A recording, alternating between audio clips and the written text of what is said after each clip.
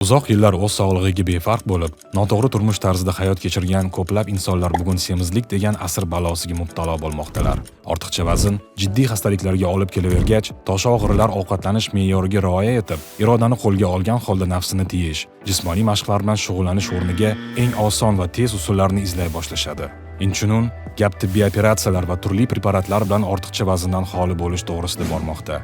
Liposaksiya, gastroplastika va oshqozonni turli yo'llar bilan kichraytirish, gastrektomiya, bariatriya, turfa xil biologik faol tabletkalar, ekstremal parhez tutishlar shular jumlasidandir. Biroq bunday og'riqli va keskin usullar qanchalik tez samara bermasin, aslida semizlik muammosini butkul bartaraf etmaydi. Aksincha, bunday xirurgik aralashuv inson organizmi uchun chinakam stress tug'dirib, yangi va yanada xavfli asoratlarni tug'dirishi tayin.